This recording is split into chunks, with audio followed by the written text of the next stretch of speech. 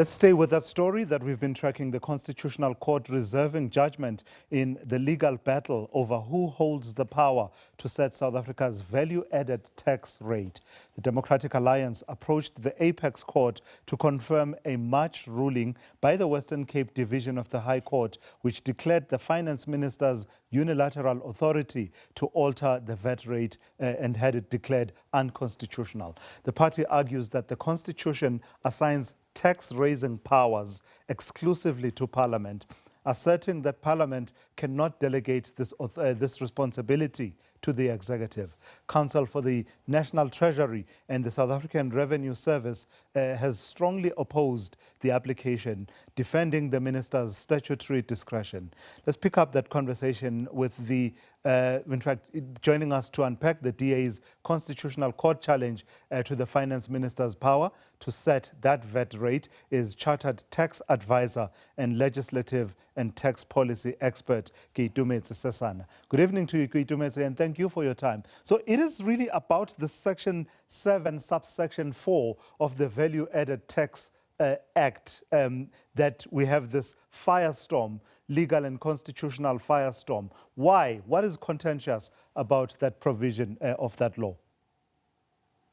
Thank you very much for having me to Lasizwe. So Section 7.4 of the Value Added Tax Act essentially prescribes that the minister can raise a tax rate as at the date of that announcement, and that tax rate will be in effect for at least 12 months after that announcement. So we know that usually in past years, when the minister does stand up and deliver the budget, hopefully the first budget, not the many other iterations, the minister would announce that the VAT rate is increasing or any other rate is increasing, and it's taken then by public, both in value-added tax or customs even, that rate would apply as at that date. Essentially, what the DA is arguing now is that those powers are not actually that of the minister, but those of the parliament and the legislature, and should not be given to the minister to make that unilateral decision on that day to raise that rate. Does it ameliorate the sting of what the DA and others are complaining about? The fact that that section you just spoke to, Section 7, subsection 4, makes this VAT rate that is set by the minister in a budget speech applicable for about 12 months unless Parliament then intervenes. That caveat that says Parliament can come in and only confirm it within 12 months for it to become the actual and permanent tax rate. Does that change anything? That doesn't really change anything, but it does augment the argument here, because if the minister stands up and announces it, and thank you for the visuals on the screen, you'd remember that on the 12th of March, when he did announce that there was going to be a 0.5 increase for 2025-26 and another 0.5 26-27, that would have stood for 12 months. And the only way that it would have been changed is if Parliament then came in. But if you look at the on-the-ground effects that would have had, as at that date of announcement, taxpayers or consumers at large, because value-added tax affects every single aspect in life, they would have had that effective rate on that day.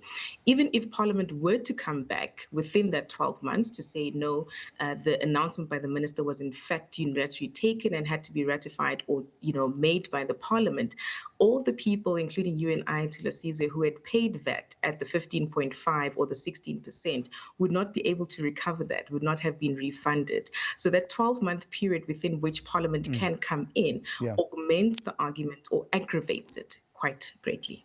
So let me ask you about the counterpoint, Keitumetse, that is presented. The minister's legal representatives, they argue that the provision allows for sound fiscal administration. Does it? And before you answer that, I want to actually quote from some of what was advanced by Advocate Kameshni Pillay, who has said, quote, "The second purpose is it enables responsive fiscal management without displacing Parliament's ultimate legislative taxing authority." And this is the part that I found quite intriguing.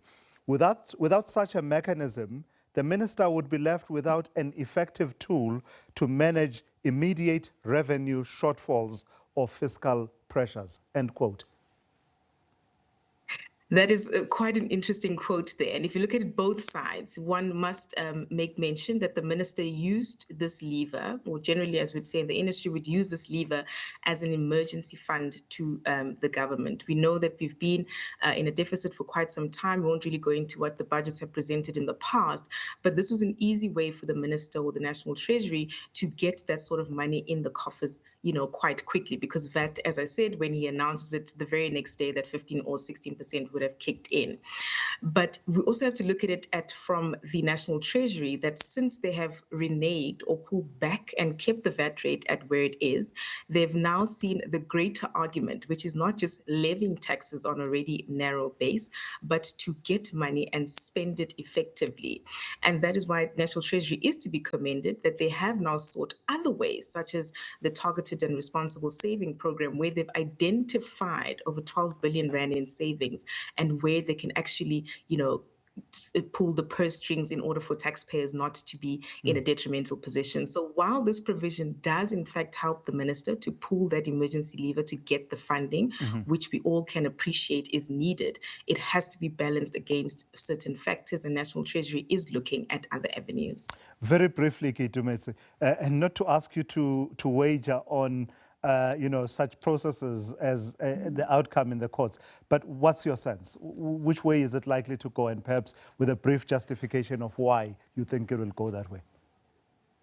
So my sense, because generally legislation that is introduced, we understand that we need to have those separate arms. So this provision was quite problematic for some time, and it is likely to be affirmed by the apex court that in fact the Parliament cannot delegate this authority to the executive. So it is likely that this section will be either repealed, or Parliament will have this, 12 months or 24 months within this time to come up with effective measures. So I think it will go that way. It is not unfortunate. It would not be a loss to the National Treasury or to SARS, because they have become very efficient in collecting money that's due to the fiscus. Yeah. And this would actually also help so that we understand that the rates that are introduced, there's a certain process and not unilateral announcement made on one day that affect us for a long time thereafter. All right, I've got to thank you for your time and your insights this evening. That's Chartered Tax Advisor and Legislative and Tax Policy Expert Keitumetse Sesana joining us there, talking about the arguments in both directions, really, that have been presented in the Constitutional Court.